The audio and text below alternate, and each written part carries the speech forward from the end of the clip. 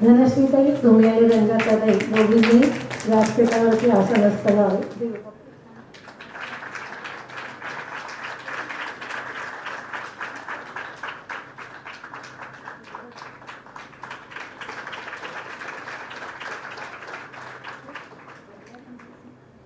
नमस्कार.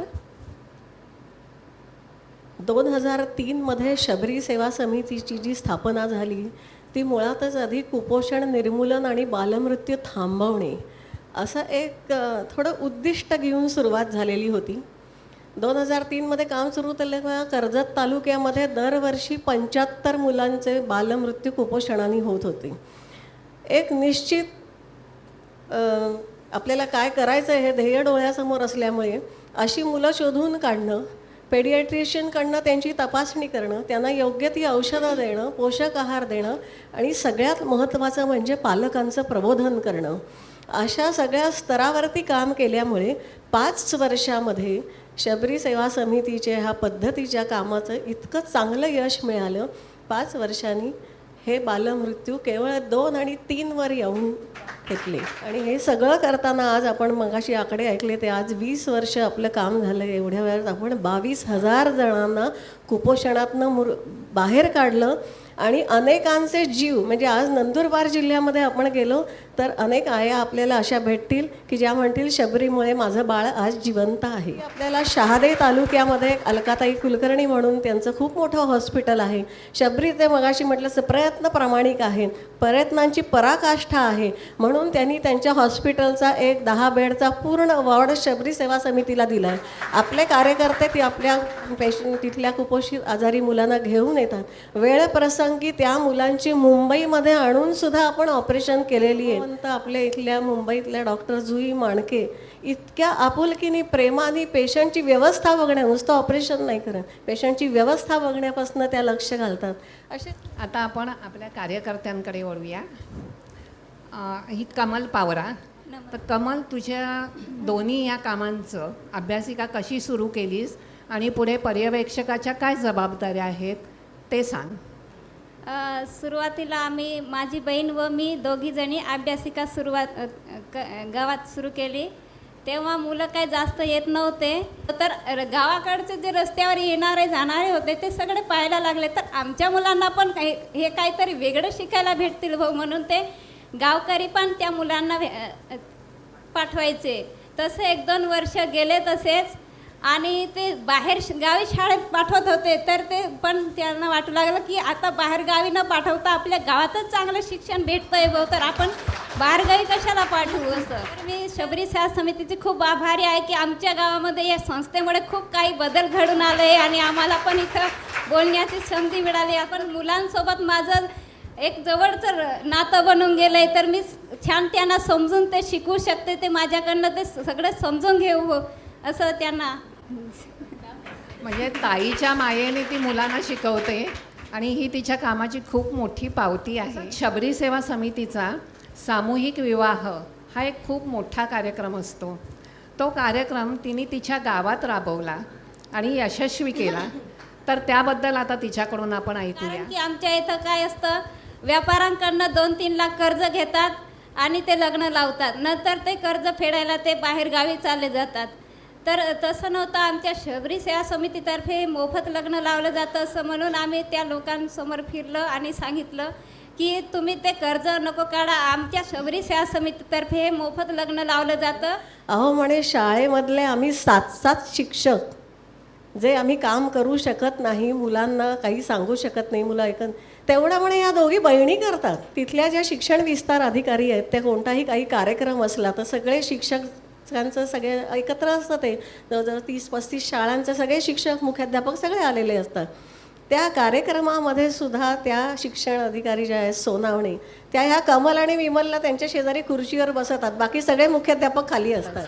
की कोणतीही इव्हेंट मॅनेजमेंटची डिग्री न घेता आज ह्या मुलींनी इतकं सुंदर आणि मोठं काम यशस्वी करून दाखवलेलं आहे. आपली पुढची कार्यकर्ती आहे उषा वसावे.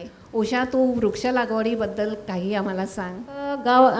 गावात घरोघरी फिरली आणि लोकांना सांगितलं की शबरी सेवा संस्थेत निम्म्या किमतीत झाडे देणार आहे, ते घेणार का तुम्ही? एक सागाचं रोप 10 किंवा 15 रुपयाला भेटतं. शबरी सेवा संस्थेमध्ये एक सागाचं झाड रुपये 3 रुपयाला भेटणार आहे असं. हो आणि सर. किती झाडं लावलीस तू एकंदर? 4,500. तर आपण 25,000 आंब्याची कलमं जगलेली आहेत, त्याचं उत्पन्न घ्यायला त्यांनी सुरुवात केलेली आहे. आपण आजपर्यंत 1,05,000 सागाची झाडं आणि जवळजवळ 10,000 आपण बांबू आहे, किंवा आता ह्या वर्षी आम्ही विशेषतः करंजय, अर्जुन साधना, जी सावली देणारी, जंगल वाढवणारी आणि विविधता असणारी अशा सगळ्या प्रकारची झाडंही आपण त्या ठिकाणी लावलेली आहेत. पुढची कार्यकर्ती आहे जिला पावरा. पण प्रथम तू तुझ्या अभ्यासिकेबद्दल सांग. मला संस्थेतून काही गोष्टीचे पुस्तकं दिले. मला की माझ्या आजूबाजूच्या महिला ह्या अशिक्षित होत्या, तर यांना कसं आपण पुस्तकं वाचायला द्यायचं. माझ्याच बोली भाषेत त्यांना गोष्टी सांगायला लागली मी. जिलानी ना अभ्यास वर्ग घेता घेता सूर्यनमस्कारांच्या स्पर्धासुद्धा राबवल्या. आम्हाला सुरुवातीला ट्रेनिंग दिली, मग आम्ही सूर्यनमस्कार व्यवस्थित शिकलो आणि मग ते गावांमध्ये शाळेमध्ये जाऊन आम्ही राबवायचं ठरवलं. आणि मुलांच्या बरोबरीने सुद्धा मुली ह्या सूर्यनमस्कार काढत होत्या. 1ली ते 4थीच्या त्या पण 100 ते 150 सूर्यनमस्कार घालत होत्या. म्हणजे 5वी ते 8वी पर्यंत किंवा 10वी पर्यंत अशा मुली पण 200 ते 300च्या सुमारास सूर्यनमस्कार घालत होत्या. तू कन्यापूजनाचा कार्यक्रम कसा सुरू केलास? जोयदा असं गाव होतं, तिथल्या ज्या महिला पुरुष वगैरे त्यांनी ख्रिश्चन धर्म स्वीकारलेलं होतं. मग त्यांनी मला सुरुवातीला की नाही, आम्ही कन्यापूजन वगैरे नाही करत, कारण की आम्ही ख्रिश्चन धर्म स्वीकारलेला आहे. तुमचे आजी आजोबा ते सगळे म्हटलं आपल्या हिंदू धर्मातच होते, हा धर्म दुसऱ्या देशातला आहे, हा आपला नाही. मग मी त्यांच्याकडून कन्यापूजन करून घेतलं. महिलांना सक्षम करण्यासाठी शिवण शिक्षण केंद्र सुद्धा चालवली जातात. जवळजवळ 13 ठिकाणी शिवणकाम प्रशिक्षण केंद्र चालतात. 875 महिला आज आपल्याकडनं शिकून गेलेल्या आज स्वतःचा व्यवसाय करतात. रोजचे जवळजवळ 200-300 रुपयापासनं दिवसाला 1000 रुपये मिळवणारे आमच्या शिवण क्लासमधल्या महिला आहेत.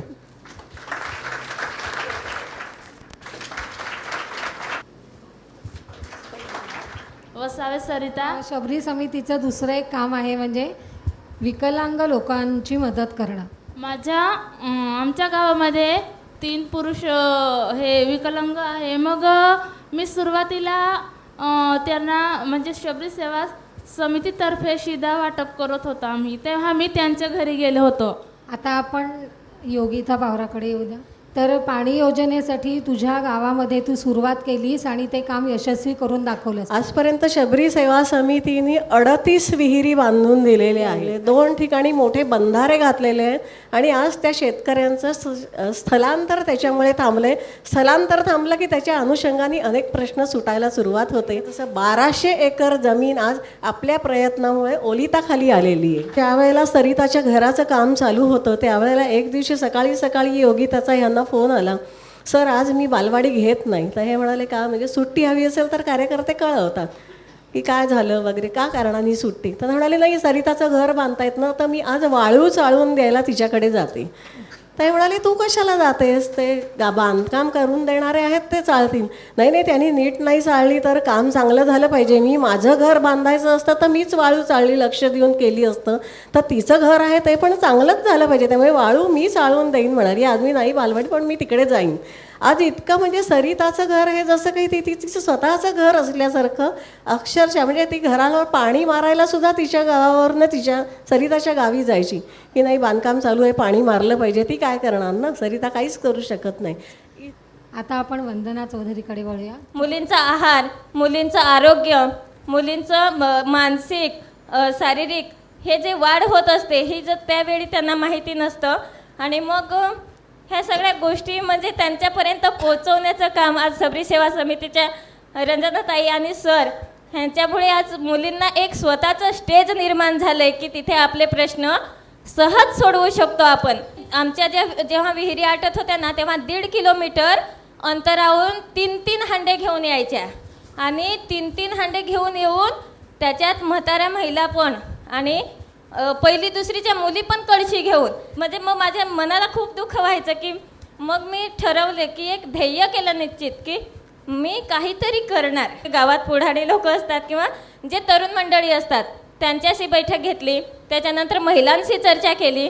तर महिला बोलल्या की फार बेसुलझ तुम्ही आमच्या डोक्यावरचा भार खांद्यावर आणला असतं. आणि मग सरांशी बोलणं केलं, सगळ्या गोष्टी झाल्या, गावाचा नकाशा काढला, 1.5 किलोमीटर अंतराचा नकाशा काढला, किती पाईपलाईन लागेल हे सगळ्या गोष्टी केल्या. आणि जेव्हा पाईपलाईन खोदण्याचं काम सुरू झालं, अक्षरशः सगळ्यांच्या मनावर समाधान होतं की आज आपल्या गावात वंदनामुळे पाईपलाईन येते.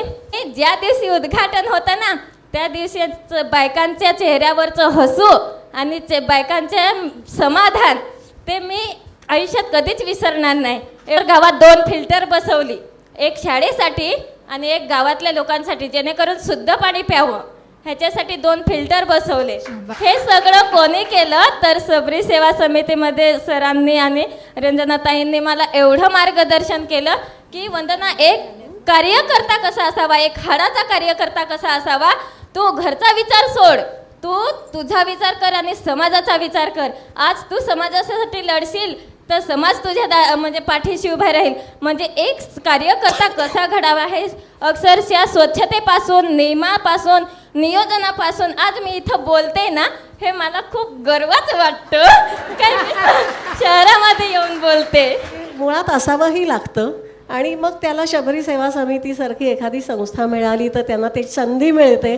आणि मग अगदी छोट्या छोट्या रचनात्मक लहान मुलांसाठी होणारे छोटे उपक्रम असतील, अशा सगळ्यातनं अगदी समाजाचा जो प्रश्न आहे तो सोडवण्यापर्यंत अशा ह्या आपल्या सगळ्या शबरीच्या लेखी अफाट काम करतायत.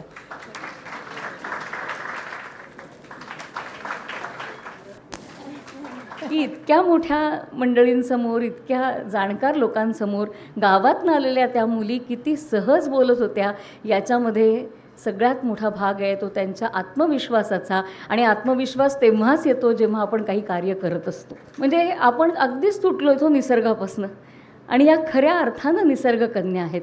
हा पण या सगळ्याच्यात मला एक साम्य जाणवलं की आमच्याकडे 5G आहे, त्यांच्याकडे पण 5G आहे. मुळामध्ये अशा ठिकाणी जावं, असं एखादं वेगळं कार्य सुरू करावं, यासाठी पहिला गुण जो लागतो ना तो असावा लागतो जिवंतपणा. त्यालाच जिवंतपणा म्हणायला पाहिजे, ज्याला आत्म्याचा हुंकार कळतो. हा आत्मा आणि तो जिवंतपणा कसा संक्रमित झालेला आहे हे आपण इथे पाहिलं. योगिताला वाटलं की नाही या बाईचं पेन्शन मिळायला पाहिजे आणि त्याच्यासाठी मी प्रयत्न केला पाहिजे. हा जिवंतपणा नाही आहे तर दुसरं काय आहे. वंदनाला वाटलं की हा एवढ्या खालनं पाणी आणायचं तर हे पाणी मीच त्या पाईपलाईनसाठी प्रयत्न केले पाहिजेत. आणि तो जिवंतपणा तिथे आहे, रंजनाताईंकडे आहे आणि तो त्यांनी ह्या मुलींकडे संक्रमित केलेला आहे. हा दुसरा जो जी आहे 5G मधला तो जिज्ञासेतला आहे.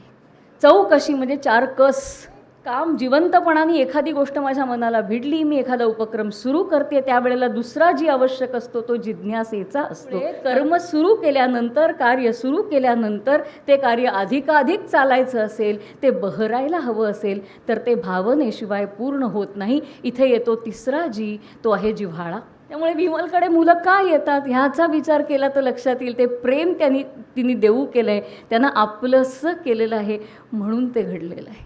दादा आणि ताई जेव्हा पाड्यांवर जातात, वस्तीवर जातात, तेव्हा लहान असलेली मुलं आजही त्यांच्यापाशी प्रेमाने येतात. लहान लहान मुलं त्यांना येऊन बिलगतात. 4था जी तो म्हणजे जिद्द आणि 5वा जी आहे तो म्हणजे जिजीविषा, जगण्याची इच्छा.